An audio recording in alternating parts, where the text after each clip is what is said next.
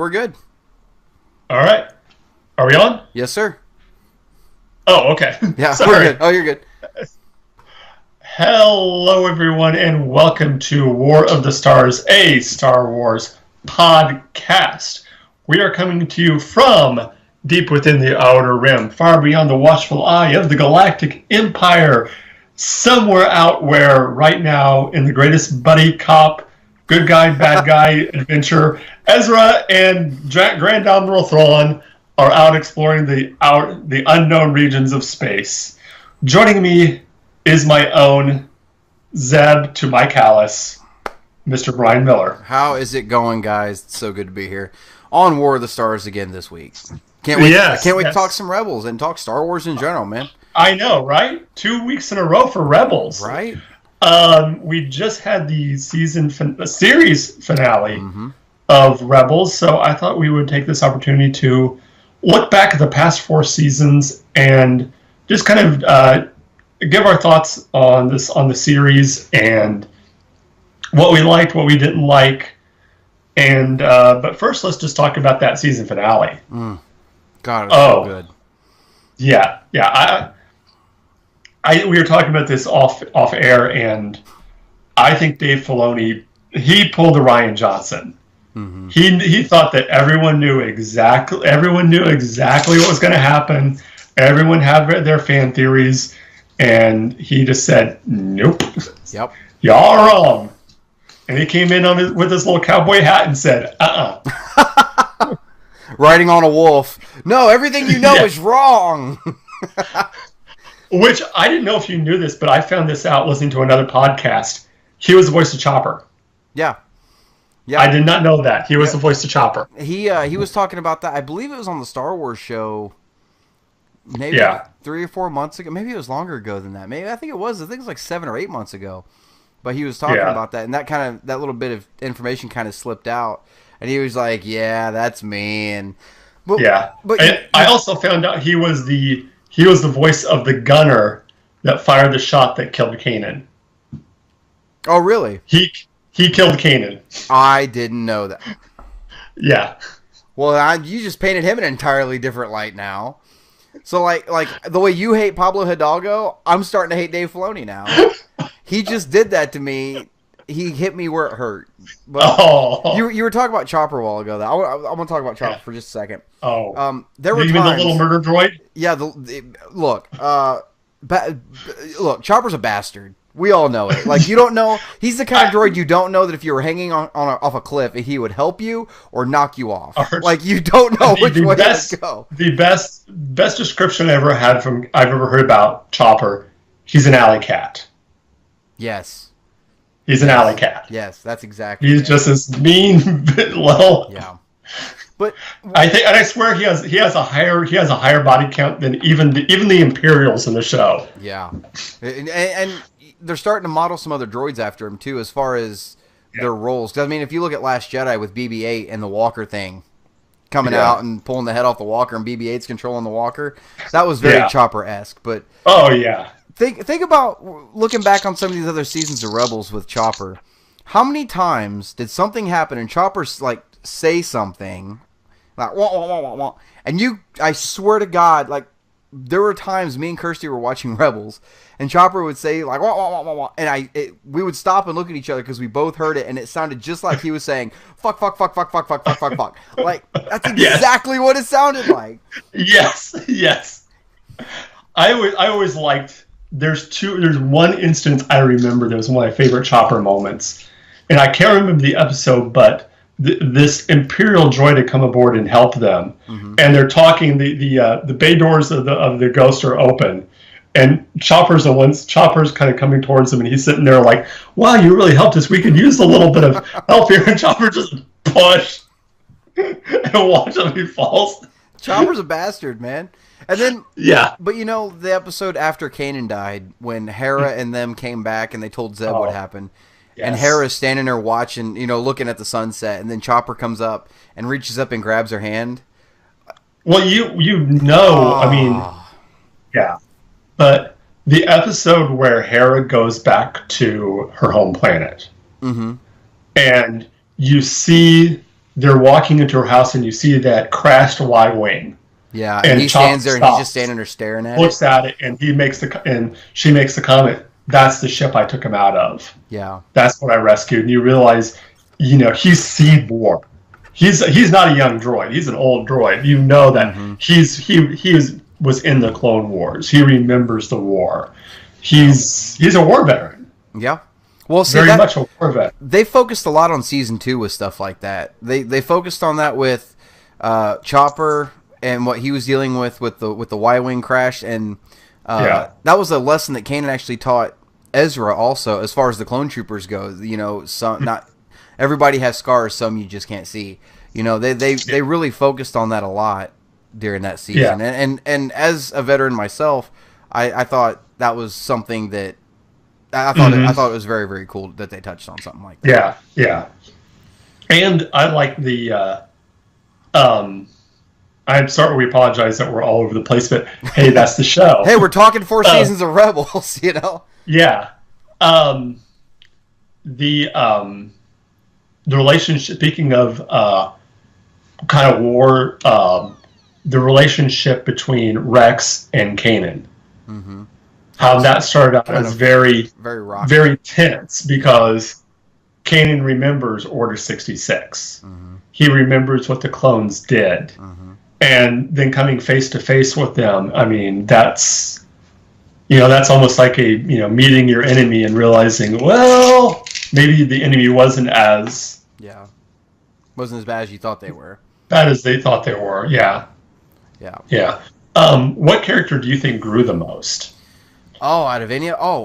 Me and Chris just recorded Journal of the Jedi, and I mentioned because Rebels is very much Ezra's story from beginning to end, and I want to say that it was Ezra, because he comes from being this Aladdin-esque street rat on Lothal to he went on this journey from that to being frustrated with Kanan trying to learn the Force and not being able to, and when it finally started to hit with him, he thought he was more powerful than he actually was, kind of tampered with the dark side for a while, and we all thought Ezra was going to go dark at one point. Remember that? Oh, yeah. And then, and then when the death of Kanan, teaching Ezra that final lesson about that's what it means to lay down your life for those you love, and stuff like that. Yeah. And then when you see him in the finale, where he had this giant master plan that was second only to Darth Sidious, something Sidious could come up with, where he had contingency plans on contingency plans on contingency plans for this entire master plan, and it all worked.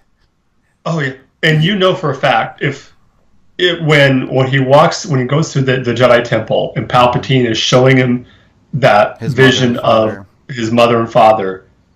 Season 1, even Season 2, Ezra would not have hesitated. He would have walked right through that door. Yep, exactly. He would have just been like, Palpatine was like, you can have everything you... Wait, you're going? I didn't have to... Wait, what? Well, that was easy. But, and I told Chris, too, last night when we recorded that that scene in particular with his mother and father, that was one that kind of stuck with me personally. My father died back in 2012. And... my mother's really definitely out of the picture at this point. Long story, bad family history, bad blood. And, I can really relate with Ezra on a certain level with that. Wanting to have I don't know if I would have had the willpower to walk away from something like that. If I was standing in front of a portal and I could see my mother and father through it, and knowing that if I walked through, everything would be the way it used to be, I don't know if I'd be able to walk away from that, Yeah, so that would definitely be hard, but I got and not to switch genres, but one of my other favorite sci-fi movies of all time is Wrath of Khan. Oh yeah, and you get that moment at the end with the needs of the many outweigh the needs of the few. Yeah, and that's kind of what you got, like his own well-being. It was a story of self-sacrifice.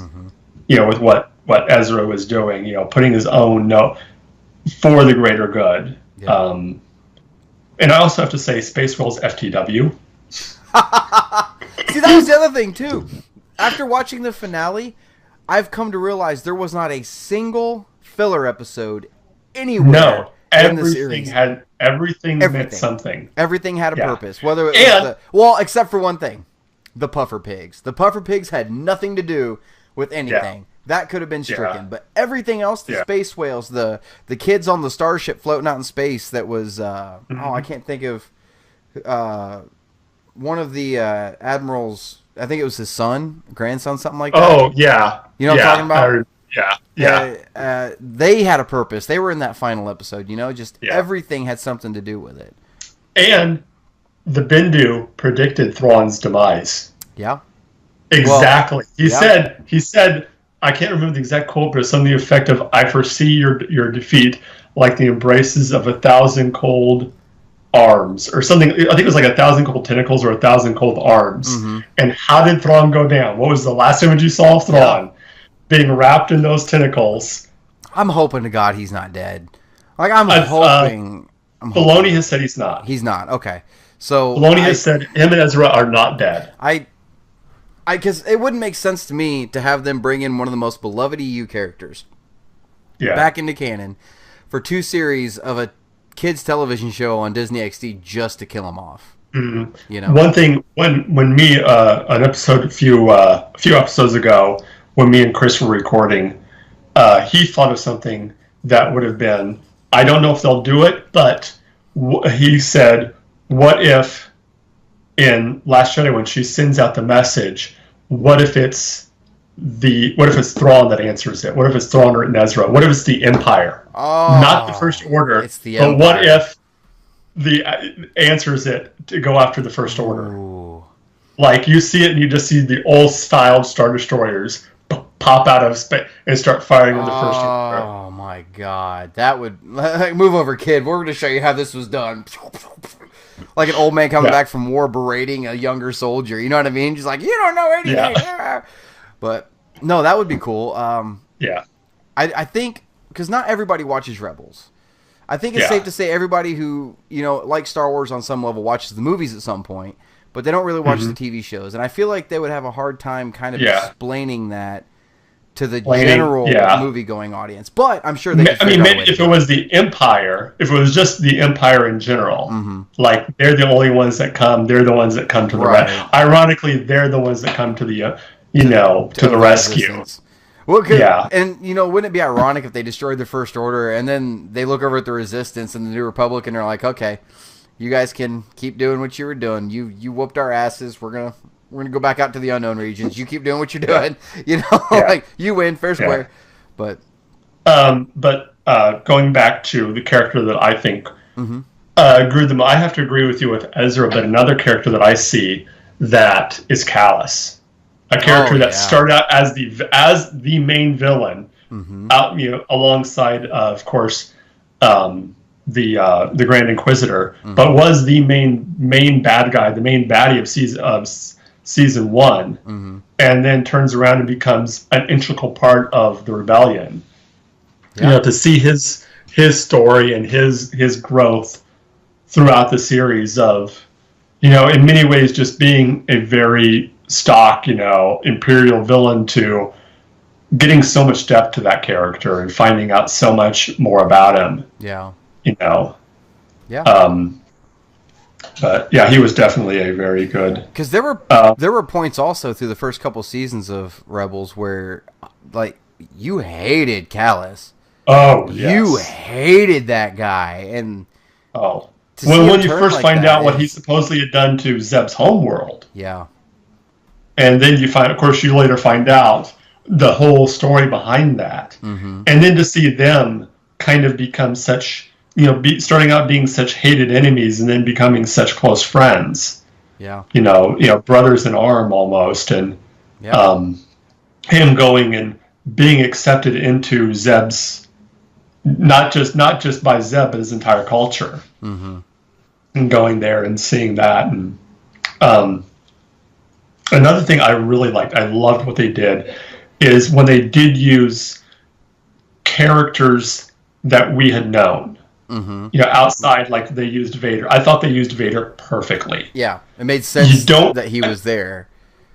It made sense, and they didn't overuse him. Yeah. I've said this before, Vader during this time period is the boogeyman. Yeah. Vader is the character that when the mothers tell, are talking to their kids, they tell them, you be good or Vader's going to come and get you. Yeah. Vader's more myth. Yeah. He's just starting to kind of come out, and people are starting to notice him. Mm-hmm. And even Kanan, Kanan's response when they first see him, of when Ezra says, how do we defeat him? He says, we don't. Yeah. They both realize this is far beyond anything that they could handle. And at the same time, Vader has this way of, as bad as he is, he can make the next person above him look even scarier. Yeah. And when he tells the person who was in charge of Lothal before the Governor Price came back. Oh, the blonde-headed woman with the... Yeah. I can't think... I know you're talking about, but I can never think of her name. Because they killed her in a starship explosion. Yeah. I can't think... But when he tells her that he's not going to be the one to deal with her, it's going to be Tarkin. And you just see all the color just escape from her. Realizes that, yeah. I'd rather deal with you. Well, it's the same way it was the same way when Thrawn told Governor Price in the last couple episodes, I'll deal with you when I get back. Same exact. And speaking of Price, I heard somewhere that they were talking with the woman who did the voice of her, mm-hmm.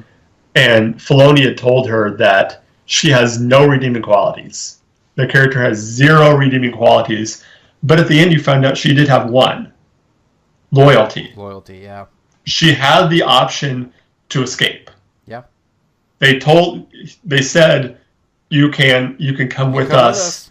Yeah. And she said, I serve the Empire. I'm going to stay here till the end. As evil and as sadistic as she was, she'd have that one little glimmering redeeming quality that this is what I do, and this is who I serve. See, what's interesting about that character, though, in the Thrawn novel, the first Thrawn novel that came out, we've got another one coming, but the first Thrawn novel, it was kind of a double origin story, because obviously it was like Thrawn's origin story, but at the same time you had Governor Price, well, she wasn't governor at the time, but it was Price's origin story, where she came from and how she went through the ranks to become governor of Lothal.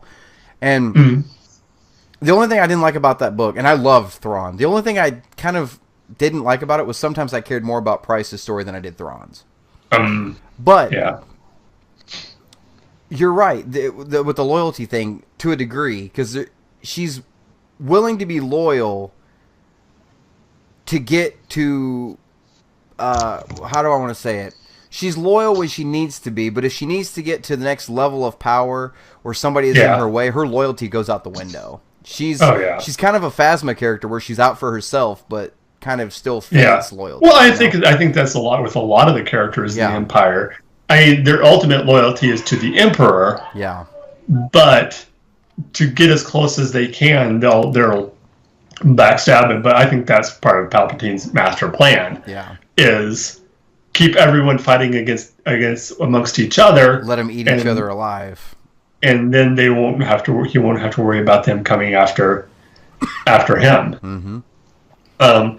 How surprised were you when you saw the hologram of the Emperor and it was the young Emperor? I was just getting, if you hadn't brought that up, I was just getting ready to bring that up. At first I was like, oh wow, they're using that. But if you think about other canon material like Battlefront 2, the campaign, and the novel for Battlefront 2, Inferno Squad, it says in there that the Empire, and even I think in some of the Aftermath novels, they used images of the Emperor before he was deformed as kind of the face of the Empire, like this friendly, old, wizened man, so the Empire didn't seem so bad. Yeah. Because even on Battlefront, if you look at some of the propaganda posters, it's Chancellor Palpatine standing in these posters as Emperor. Yeah. It's not the old, decrepit Emperor as we know him. And to see him turn around with that hologram, I was like, oh, okay, that was cool. I see where that fits in. Yeah. But the coolest part of that was when Ezra finally turns from that doorway and says no, and he starts to run back towards it, and it starts to flicker back and forth between the Emperor. It was awesomely done. I loved it. But I thought it was a nice touch. When he uses the rocks to just take out the stormtroopers and the guards, Yeah, I thought that. I thought that was going to be the end of Ezra right there. I really did. Yeah, because it reminded me of what Snoke did with Rey in Last Jedi. Yeah, but yeah. And can we talk about the wolf attack of this? Jesus the vicious. You know, for the kids. Oh yeah, that's good, clean family fun right there. Yeah, crunch, jeez, a crunch. There goes his spine. Oh, there goes his rib cage. Yeah, no, that was brutal as hell. When he comes out with the wolves, I thought they were just gonna like headbutt stormtroopers off cliffs. Nope, they went full PG-13 on that. And that whole scene where you just see the one wolf's eyes, and then behind them, I'm just like. Chills, goosebumps. I don't know if you can. Yeah, goosebumps. Just no, it was. I was like absolutely brutal. And those last few stormtroopers at the end where they're like, "Okay, we give up." Yeah, look, you got more balls than I do because I'd have been doing that from the get go. Whoa! You got wolves the size of Volkswagens? Yeah, no, I'm done. You guys can have me. Yeah. And not only wolves the size of Volkswagen, wolves that can go into hyperspace. Yeah, right. Inside a planet. Jesus Christ! Like I know, but I loved them. That whole scene with the wolves. My jaw, like I was watching it right. Well, no, where was I watching it? I was watching it at Kirsty's mom and dad's because we don't have cable here. I usually watch Rebels the next day online, and I wanted to watch it live with everybody else, so I went over there to watch it. Yeah. And my jaw hit the floor when those wolves started grabbing stormtroopers and biting down on them and throwing them. I'm like, holy crap! Oh yes. Well, this season, these last few episodes, there's been a lot of death, and that's one thing that I think the first season they kind of kept it quote unquote Disneyfied, right? Family as far as the deaths, which I mean that's another thing, you know. People who say that it's Disney, people don't die in Disney. Have you watched a Disney movie? Jesus. Have you? Yeah. Yeah, people die. People die left and right. Yeah. But, I mean, you know, you didn't see, for the most part, you didn't see, like, the deaths were always off screen. Mm-hmm. For the most part. But this season, I mean, you saw one of the clones get shot. Yeah. Like, straight, you saw the blaster hit. Right. Yeah, like right under the arm. You saw the blaster hit. Yeah. And you saw... Ezra got shot, too. Thrawn shot Ezra in the back. And then, you know, like what happened with Kanan. And look, when Kanan died, at that point, I realized nobody is safe. Mm-hmm. At this point, all bets are off on everybody. Nobody is safe. But, no, you're right. Now, you saw a lot of death in this last season. Yeah. The only two criticisms I would give is personally some of the animation I wasn't too pleased with. I didn't like how they did Yoda. Yeah, and I didn't like how they did Anakin. When you saw the hologram of Anakin, I wasn't really too pleased with the... You know, Yoda, for me, looked like he'd been using a little bit too much moisturizer. He seemed his skin seemed too smooth. Too soft. Too smooth, yeah. It was just like, where's the wrinkles? Like a baby's bottom, I am. Yeah. No, I agree with you. I didn't like how they structured the last few episodes of putting them, like... This whole season was like you'd have 2 episodes back to back, 2 episodes back to back, 2 episodes back to back, and then the final one was like basically 3 episodes. Yeah. You know, I didn't really like that. I would rather them have spaced it out a little bit more. You know, like a traditional, you know, have 1 week have 1 episode, the next week have another one, because it just meant that the end came too quickly. I didn't mind it just as far. I mean, I see where you're coming from. I don't disagree, but I myself didn't mind it so much because those last few episodes. It was one massive arc. Yeah. I mean, and we knew that going into it that Filoni had already said these last few episodes, there's nothing in between. There's no filler there. There's nothing. We're going to go boom, boom, boom, boom, boom, right to the end. And it's going to pick up and it's not going to stop until we get to the end. And he was right. And I almost feel like so much was going on. Like the way they broke the episodes up, they went together perfectly. Almost like sub-arcs where, you know, you had the episode of Ezra and Sabine trying to get into this temple, and then the next episode, Ezra's in the temple. You know what I mean? Like, like that makes those two went together. That made sense to me, and it made it to me felt more like an event. Yeah. It really made me feel like the weight of this show is coming to an end. We are going boom, boom, heavy hitting to the end, Yeah. and with me it resonated a little more. Yeah. Now, I take it you watched the Clone Wars. Yes. What did you think of bringing back those three the father, the son, and the daughter as? Oh, I love the Mortis episodes. Yeah. Hang on, Chris was trying to call me. Oh. I think, yeah, he was. No, I absolutely loved the Mortis episodes. It was yes. That was when Kirsty hasn't watched all of Clone Wars, but I sat down and I was going through all the episodes, kind of grouping the episodes with which episodes went with which story arcs and stuff like that, and grouping it into story arcs. And when I was coming across the Mortis episodes, I told Kirsty, I'm like, you have to sit down and watch these episodes. There's certain arcs you have to watch. Like, one was the Onderon arc with Saw Gerrera. That was like 5 episodes. Yeah. And then the Mortis episodes was one. And then all the Yoda stuff at the end, where Yoda went on his, like, dark side mission or whatever it was. She had to watch those. Like, there were certain arcs you have to watch. And the Mortis episodes was one of them. And to see them bring those back into Rebels just felt natural. It really did. And then it also... Yeah. Because when you watch the Mortis episodes in Clone Wars, you at the end of it, you get that feeling like, did any of that really even happen? Like, did they imagine all of that? Or did that really actually happen? And now you know that actually happened. Those characters really did exist, characters, yeah. You know? Yeah. And they almost seem like, in many ways, like deities of the ancient Jedi. The way they're kind of predicted... You know, you can almost, if you want to go into Christianity, it's the Father, the Son, and the Holy Spirit. Yeah. Yeah. You know, even with the daughter even has a dove. Yeah. Which and in Christianity she dies. is a symbol. Yeah. Yeah. Is a symbol. But yeah, it was just so, and you know, like you said, just everything just coming full circle. Yeah. In these episodes, you know, the return of Ahsoka, you know, and you know, seeing that parts of the fight that we didn't see. That was cool. With Vader. That was cool. Yeah. That was something that when I watched that World Between Worlds episode, and then that portal opens and he sees what's going on with Ahsoka.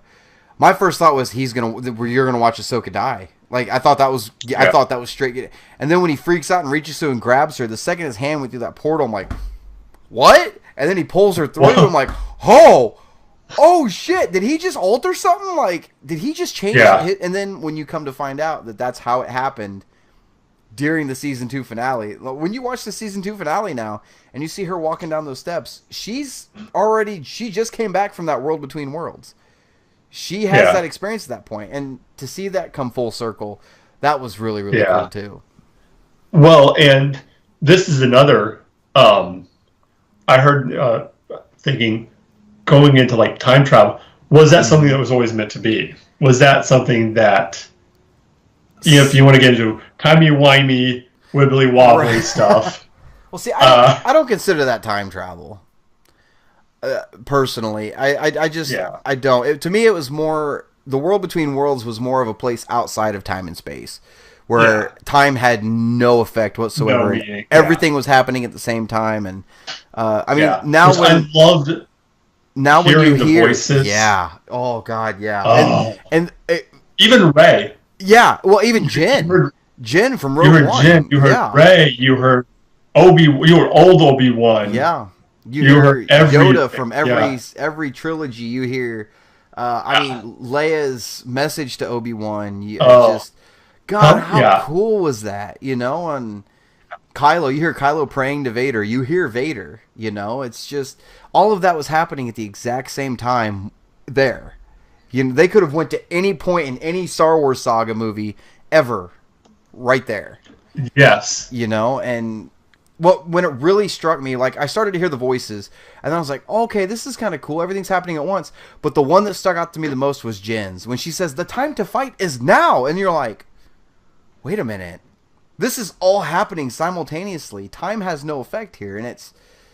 I thought it was cool. I thought it was a very nice touch. It was a really great way to introduce something like that into Star Wars. Yeah. And introduce it in a way where we don't necessarily, if people didn't like it, we don't necessarily have to touch on it again later down the road, you know? Yeah. So Yeah. I thought it was very well done. I have to admit, I got a little emotional at the very end when Sabine turns around and you see Ahsoka, and you hear Luke's theme. Yes. That was one of my favorite themes in Star. Other than the Imperial March, Luke's theme is one of my favorites. Just that soft melody and I was like, oh. How cool would it have been had she turned around and Ahsoka was standing there, and then Luke walks up and puts his hand on Ahsoka's shoulder? Oh. Like, how cool would that have been? Seriously, that would have been sick. But to see Luke with the black jumpsuit, I loved I loved how they wrapped everything up. I said it before, and in a way that everyone was still able to live, and but it still felt final. It still felt final, and it made sense. Like, you realize, like, oh, okay, that's why Ezra wasn't around. Yep. That's why these characters. Why you didn't see these characters, Ezra or Thrawn in Endor or at Yavin. It made sense that they were off doing, just like it made sense with the last episode, the one where Kanan dies. Why you don't see the Defenders, TIE Defenders. Yeah. They wrote that out perfectly. Like, okay, that's what happened. Price screwed up. And I feel like this show should be a lesson to Star Wars fans. Yeah. Because when look at the Star Wars fan base. Like, Last Jedi came out. I don't want to focus on anything negative here, but Last Jedi came out and the fan base was very split about that film. That a lot of people loved it, best Star Wars movie ever. A lot of people hated it, worst Star Wars movie ever. And the people that hate it are, none of this makes any sense. Why would they do something like that? This isn't... You're in the second movie of a trilogy, How many times did we say that about Rebels? Well, why do we have an episode with space whales? That doesn't make any sense. Yeah. Why? Yeah, really? What the hell? A lot of people were like, space whales? Yeah. Are you kidding me? Yeah. And it came back full circle. So this should be a lesson to Star Wars fans. If you don't like one of the movies coming out and something doesn't make sense, just be patient. Be patient. It's going to make sense in the long run. That's why, once episode 9 comes out, I guarantee people are going to look at Last Jedi in a new light. Yeah. Because I look at the whole series of Rebels in a new light now. Oh, yeah. Yeah. I look at everything, in a new light, not just Rebels, but how Rebels fits into, even with Clone Wars and that whole saga, and just kind of moving seamlessly into, Rebels, and how you see how the Empire worked. You see the ins and outs of the mechanics of the Empire, and just how, people always just, think of, well, the Empire wasn't all that bad. If it wasn't for Palpatine, no, the Empire was bad. Yes. The Empire was, unless you were a high-ranking, official, you were nothing but, cannon fodder. You were cannon fodder. Yeah. Yeah. Expendable. Yeah. Yeah. Well, let's talk a little bit about the humor in Rebels, because it had a lot. Oh. One of my favorite scenes is, it was the episode where they're trying to rescue that, I'm just going to call her Lieutenant Governor. Okay. And they're trying to sneak on the base, and Ezra tries using the Jedi mind trick. And you see Kane in the back just like, oh, jeez. It was good, and it was natural. It felt like that's something that would actually happen, and Kane's, oh, Jesus Christ. No, one of my favorite parts. And look, and it goes back to one of the characters they brought from Clone Wars. One of my favorite, the funniest thing I've ever seen in Rebels was in the finale, and it was Hondo. Yes. Hondo, whenever they throw the Ugnaught onto the roof, and as he goes over, you hear him go, "They do fly." Fly. As they go overhead. Me and Chris agree on that. We laughed our asses Oh, off, but yes. but that goes back to humor, not only in Rebels but in Star Wars in general. Yeah. I'm going to stick with Hondo for a second because there was a scene in Clone Wars with Hondo where I think Ahsoka was stranded on a planet somewhere, and Anakin and Obi-Wan couldn't get to her, so they sent Hondo with supplies.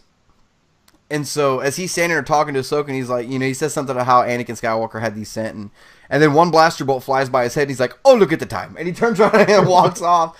Like, it's stuff like that is absolutely hilarious to me. Just subtle humor like that. I love it. Well, and that's another thing is, a lot of times, especially in Rebels, when you saw Hondo, you knew it was going to be a Hondo episode. Yeah.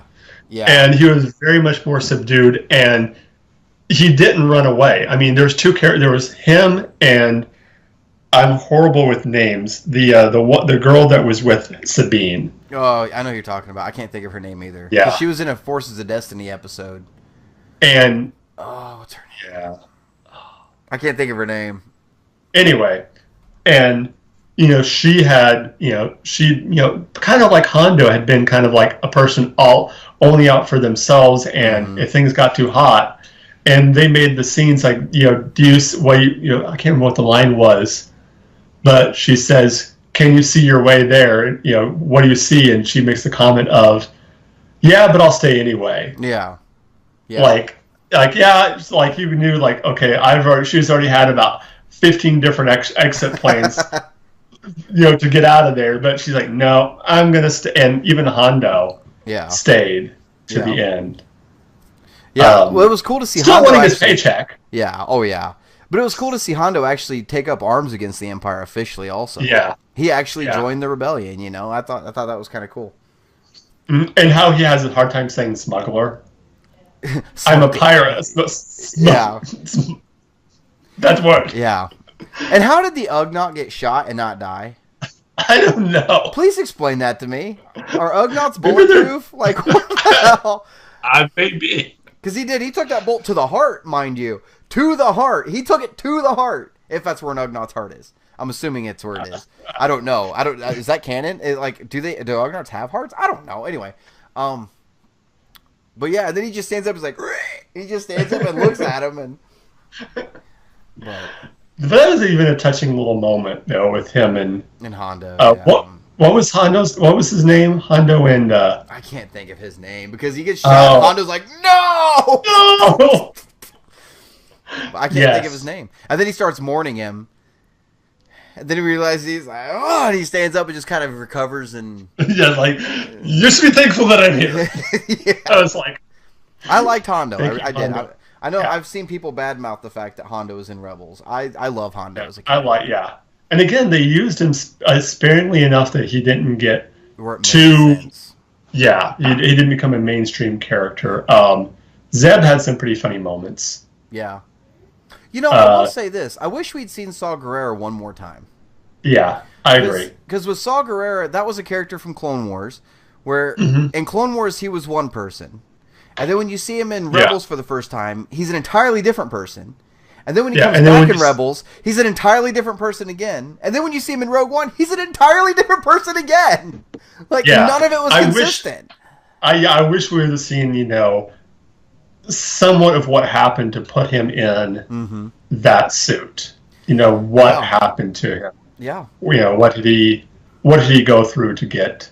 See, and I thought that was explained in the Jyn novel, the Rebel Rising, because he's injured very badly. But in Rebels, he didn't have like the prosthetic legs and stuff. He didn't have the mask, and I mean the lung thing where his lungs got scorched. That was from the gases they used on Geonosis. That's canon. But the rest of it, they never explained it. And look, even his eye color was different between all three. Saw Gerrera in Clone Wars had a different eye color than Rebels had a different eye color than the film.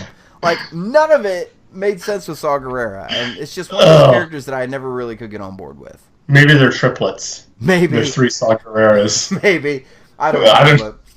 Had he been more consistent, I think I'd have liked him a little more. But that was a character I never really cared for. And he died for no reason. Like, his death made no sense in Rogue One. Mm-hmm. But anyway, I digress. No, hey, have you been on this show before? I have. Digression is. I'm part of the reason it goes off track a lot. So. Well, let's talk about some of the villains we've had through the series. Of course, we've already talked a little bit about Callus and the Inquisitors. What did you think of the Grand Inquisitor? I liked him.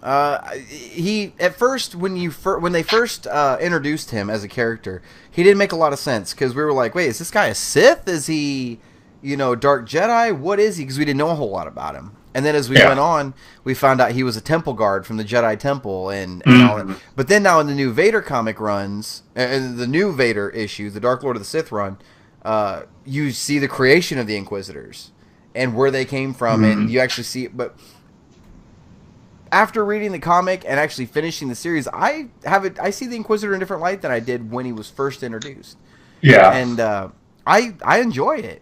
I enjoyed it quite a bit. I wish he would have made it through season 1. I wouldn't have minded seeing the Inquisitor again later on, but I enjoyed it for what it was. Now, I liked how he played. I mean, he played so much on especially Kanan's emotion and Kanan's fears. Yeah, and manipulated him too, especially with the Luminara episode where Kanan was trying to find Jedi Master Luminara, and then you find out Luminara's dead, and it was a hologram. That was eerie as hell. But look, and that was, I mean, if you look at it, I firmly believe that hologram you're seeing, that's the last moments of her life. Oh yeah, like the way she stands up and goes and into that thing. She walks in. It's like that's her execution. Yeah, she's walking to her. I agree. Like ooh. Yeah, that's. I mean, that was dark for even season 1. But look, with the Inquisitors, can we talk about these stupid helicopter blade lightsabers? Oh, yes. Like, look, I didn't have a problem with the spinning lightsaber. That was kind of cool. But then you use them as helicopter blades to try to fly. No, that is the dumbest. I'm sorry. Look. Okay, hang on. I got to rant about this for a second. That is next to Jar Jar Binks. That is the dumbest fucking thing they've ever done in Star Wars. Ever done. I'm sorry. And like the only reason I feel like they did that was so that they could use that one plot device for one of them dying. Whereas one tried to fly off with the damage when it blew up and he fell to his death. Like, that was the only reason I feel like they did that. Oh, yeah. That was the dumbest thing ever. I'm sorry. Like, I love Rebels, but that is at fault. That's something that I never agreed with. Yeah. Speaking of controversy, another episode that is personally one of my favorites, but I know it gets a lot of controversy, is Twin Suns. Oh, yeah, that one. The Obi-Wan and Maul fight. I've been on both sides of that one. Just bringing back Maul in general and the way they did that. And I personally wish that they would have kept that a secret. And not revealed it before, because that would have been just an awesome reveal of him taking off the hood and saying like, oh, that's Maul. Yeah. You talking about in the trailer for that season? Yeah, in the trailer when they showed him, I was like, I wish they wouldn't have showed him in the trailer for that season, because that would have been just an awesome reveal of, ooh. Yeah. Well, see, I saw a lot of people complain how they wanted to see that fight happen in like an Obi-Wan movie. And you have to remember, anybody who wanted that to happen in a film, you have to remember there's two different sections. There's two different categories for an audience member for Star Wars. There's the general movie-going audience, so it's just everybody who sees only films, nothing but films. Yeah. And then there's people like you and I who watch everything, and read everything. And they brought Maul back. At the end of episode 1, Maul's dead. To the movie-going, to the general audience, Maul's dead. Yeah. But for us sweaties, they brought him back for us. They brought him back in an animated show. It only makes sense for them to send him out in the next animated show. Yeah. That's just my opinion of it. I know a lot, but also a lot of the complaint was a lot of people were hoping for an epic battle. I was on that side of the coin for a while. And but as someone who's seen watched a lot of the old samurai movies and stuff like that, it was very much a samurai-esque. Like you can see them the animation, you can see both in both of their eyes. They're going over that fight. Yeah. Obi-Wan is sitting there and he's going over every move that Maul's going to do, move by move, and then it's just boom. Especially since Obi-Wan saw, like, Maul tried to use the same move on Obi-Wan he did on Qui-Gon.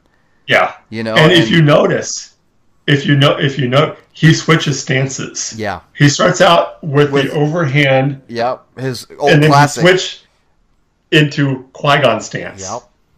He switches into Qui-Gon stance. Yep, that's true. And then that's when Maul attacks. And at first, like you said, I was one of those people that had a problem with that fight.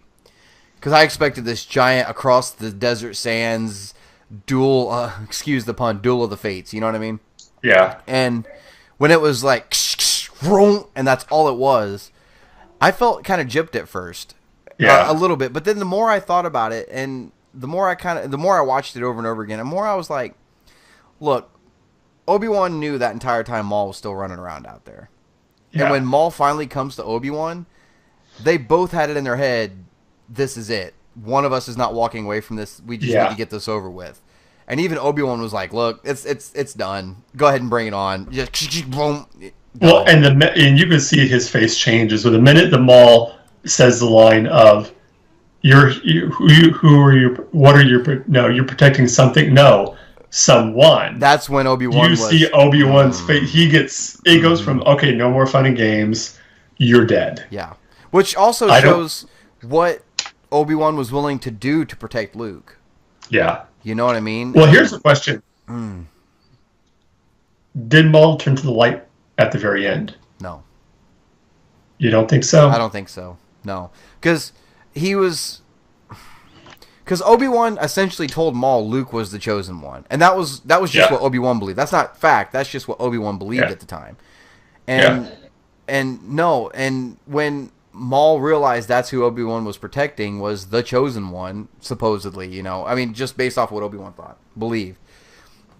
I feel like he was like, then he shall avenge us. If he had turned back to the light, he wouldn't have been talking about revenge. Yeah. Well, you also have to remember, this is something, I mean, maybe that's as close to the light as he could have, because he was someone that was raised in the dark from the time he was a child. Yeah. He's never known the light. Yeah. So, I mean, that could have been as close as he could have gotten to maybe the light side. To the light side was that of, he'll do, he'll avenge us. He'll do something, good for us. But yeah, it's again, he was a character that they used very well, and with him and Ezra. And even Kanan, that kind of duel, and the way he kept referring to him when he talked to Kanan about Ezra, our student, our apprentice, apprentice. Yeah. And just those little seeds of. It was kind of because that was when we were talking about Ezra kind of toying around with the dark side, and Kanan was the angel on one shoulder, and Maul was the devil on the other. Yeah. And it was. Yeah.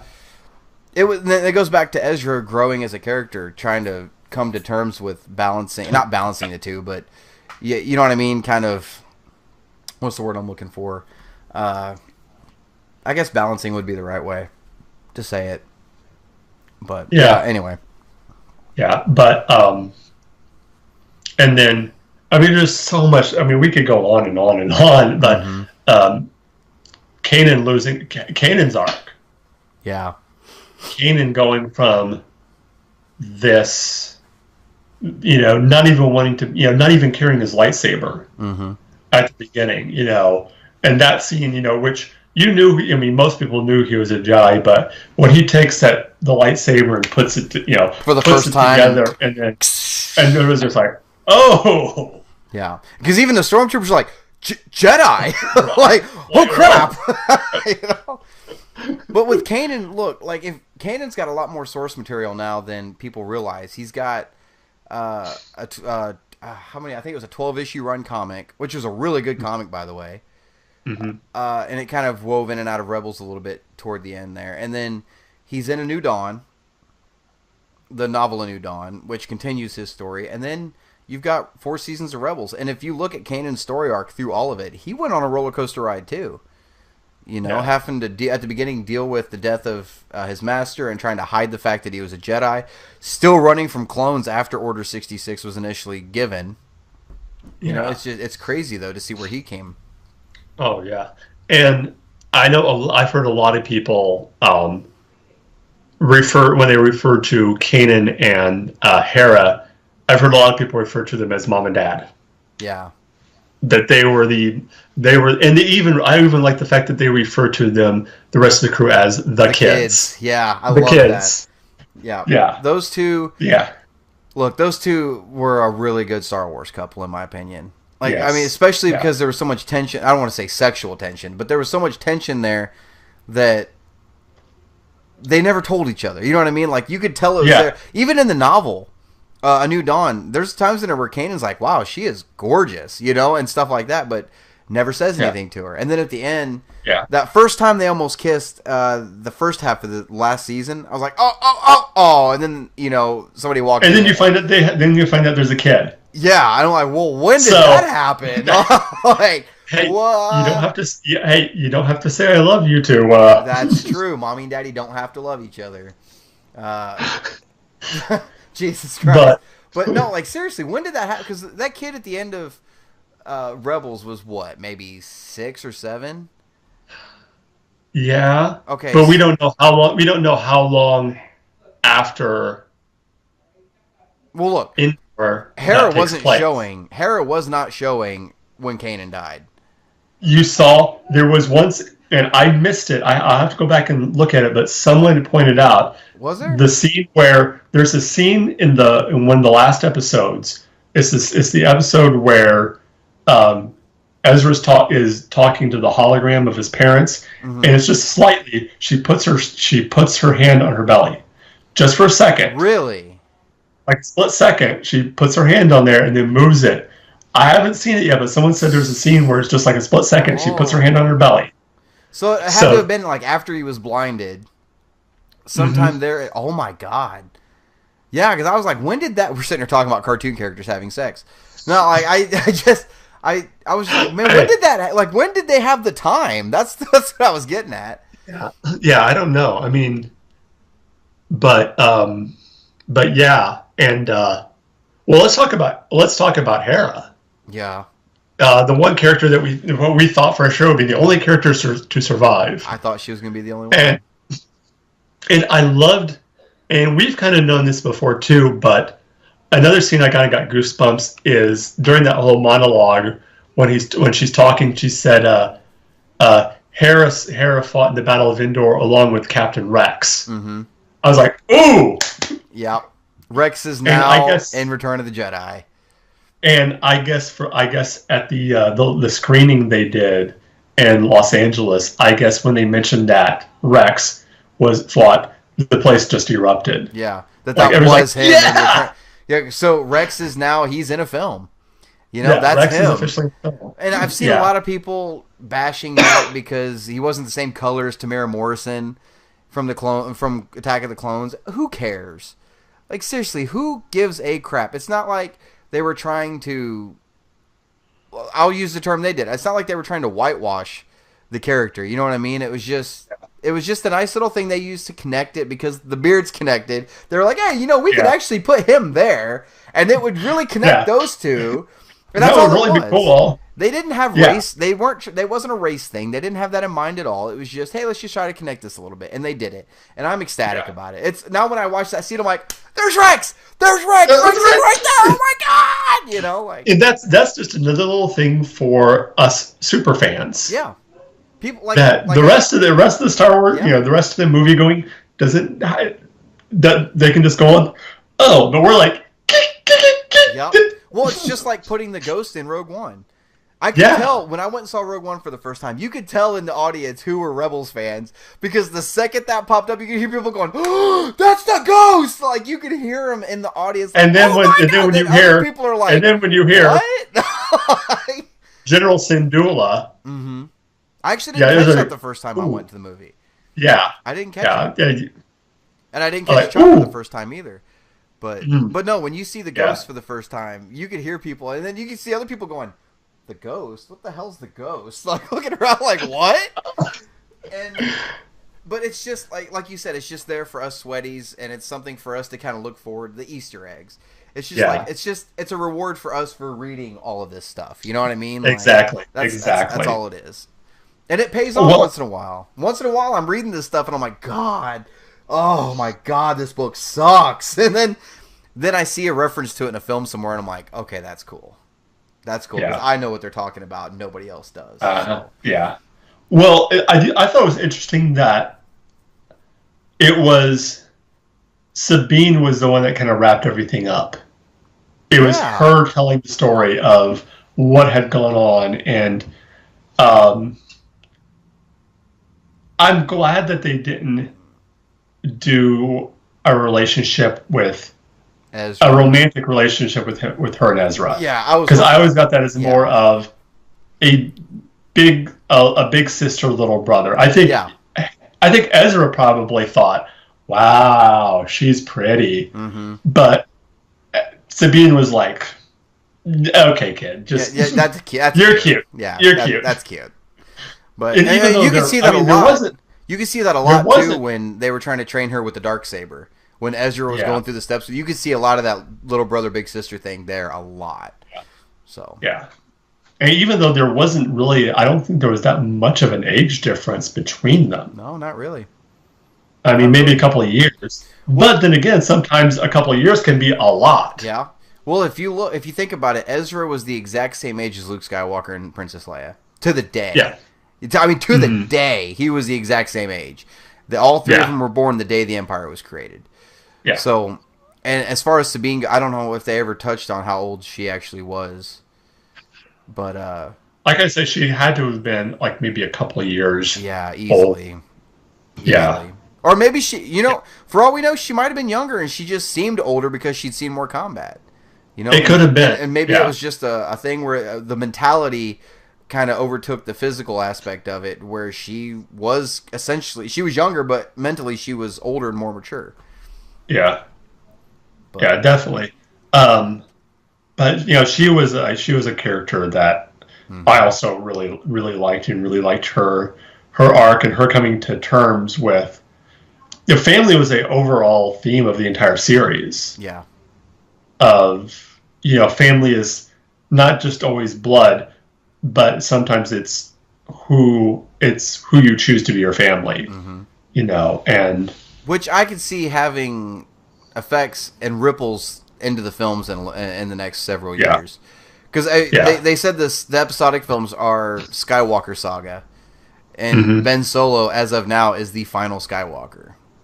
Yeah. Because I don't believe Rey is Luke's daughter at all. But that's a video for another time. But no, I think they're going to get to the point where if they want to continue the Skywalker thing, they're going to have to start adopting some people into the family. Yeah. Yeah. But I also like the fact that they kind of, because I never really liked personally how they did when they brought in the my mind's gone blank. Sabine's people. The Mandalorians? The Mandalorians in Clone Wars, and they made them pacifist. Yeah. That they'd given up. It was like, oh.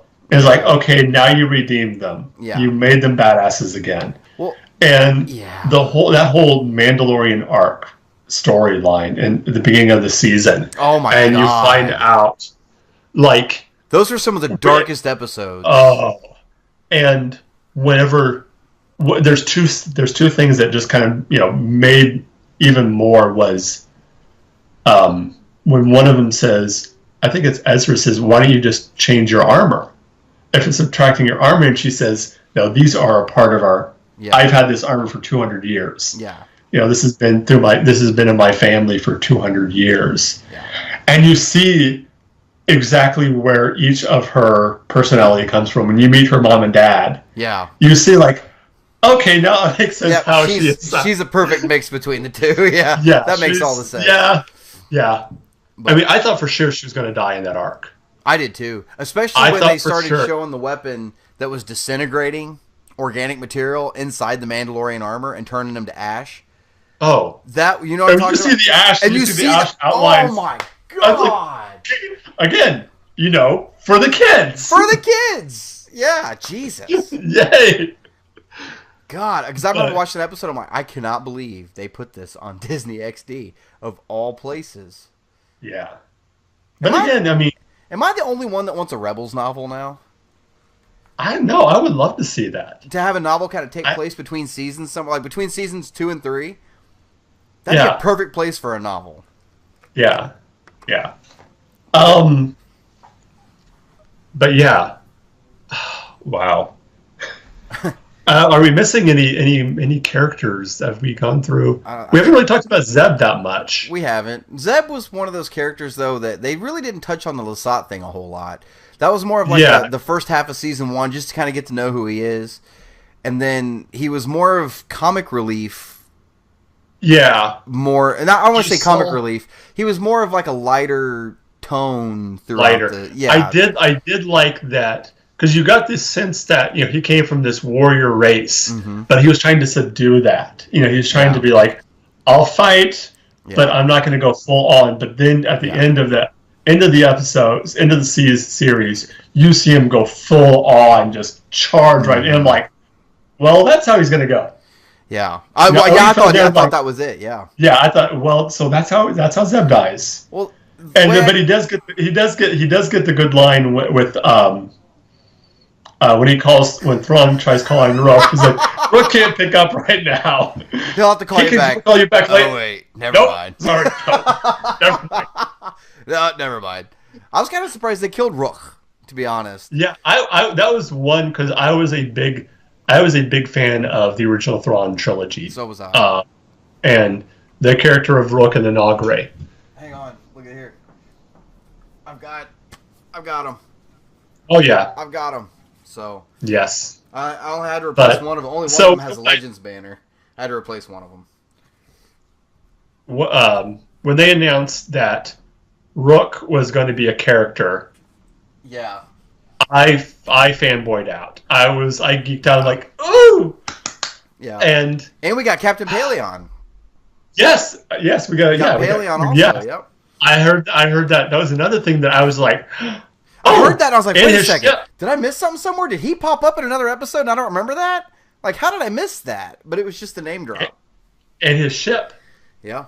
Thrawn's ship. The Chimera. Yep. Had the dragon, the paint on the bottom of it. I loved it. I was like, ooh. You know, the one thing I'm glad they didn't bring in with Thrawn was the Ysalamiri, the lizard creatures that repel the Force. I'm so glad they didn't do that. And, I mean, they kind of did a nod to it with the lizards in the background of his quarters, and how when you first see him, it looks like they're sitting on his shoulder. That was kind of clever, but I'm really glad they didn't actually bring that creature in. Yeah, it just makes no Too. sense. I am too. But yeah, I mean, just those little name drops that. Yeah. Though that's going even more deeper into. I mean, that's deep stuff right there. I mean, that's even further than just Rebels fans. When you start mentioning stuff in the books and you're just like, oh, Counterpart, Alien, I know where that is. And the thing is, like I was talking about the movie-going audience who doesn't read all the stuff. You know what I mean? Maybe somebody was sitting there watching Star Wars Rebels with their kids and never read those books. They have no clue who Paleon is. Doesn't even realize it was a big deal. But to us, we're like, oh my God, they just said that name. Yeah. Like, and you realize, like in the Legends story, just how far Paleon goes to leading the Empire and being the one to sign the in Legends to sign the ultimate peace treaty in the war. Yeah, and you're just like, oh, yeah. And same with Rook. You realize,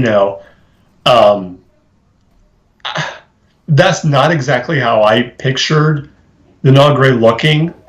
Yeah, me neither. Was that, but I mean, I understand that they, did what they, could do with what they had. Right. But so before we wrap up here, let's touch a little bit about what we think of the. Well, first of all, the why don't you make the announcement of the live action? Oh yeah, it was announced today that Jon Favreau is going to be writing and producing the first live-action television show for Star Wars on the Disney streaming service. So Yes. that's freaking awesome because he's voicing a character in the Solo movie, and then Yeah. he's also done voices for, if I remember right, Clone Wars. I think he's did a couple voices for Clone Wars, but yeah, to see him coming in. And how many times did somebody was like, I want to see Jon Favreau do a Star Wars movie? Well, better yet, you're getting a TV show.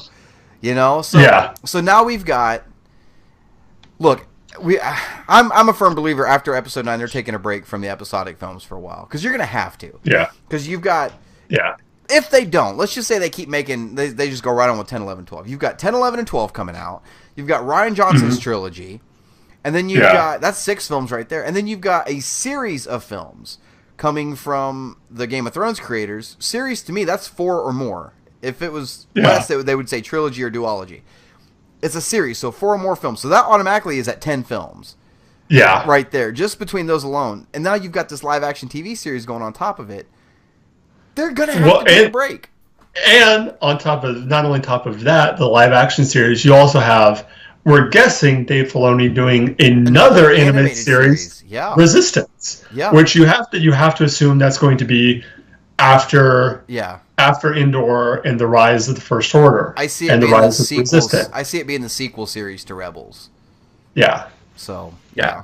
But also before we go, I just have to give a personal thank you to Dave Filoni for giving us 4 seasons of just an awesome show. Yep. And even before that, I mean, his work on Clone Wars. Yeah. You know, the characters that he's created. I mean, Ahsoka. He created Ahsoka. Yeah, one of my favorite. Hell, I'd name my cat after Ahsoka. Yeah. You know, I mean. And so to I almost said Rian Johnson. Again, that's someone we can thank. You're gonna piss people off if you say thank you, Rian Johnson. You're gonna piss people off. To Dave Filoni, thank you. Yep. Brian, why don't you tell everyone where they can find you at? You guys can find me at the Star Wars Canon Library. You can visit the Facebook page, give us a like there. I'm gonna get ready to upload Journal of the Jedi tonight. Me and Chris shot it last night. Night before last. I was trying to have it uploaded today, but I didn't quite make it. I was having some problems with my editor. But anyway, beyond that, you guys can also visit the website at StarWarsCanonLibrary.com for the entire timeline of all canon material. Beginning to end, everything in between, as well as a list of upcoming canon that's coming out, all comic issues, novel release dates, everything like that. And really, that's about it. And you can find me on Twitter at JohnMarkTully1 because I am, as always, the #1 John Mark Tully on Twitter. Find me on Facebook at John Mark Tully. And on also on the Facebook page of War of the Stars and Realm of the Mist, both. And I'm going to make it official now. In exactly 2 weeks will be our anniversary show. Got a bunch of big other guests coming in. Of course, Brian Miller will be there. Christina Talley will be there. Chris Stoley.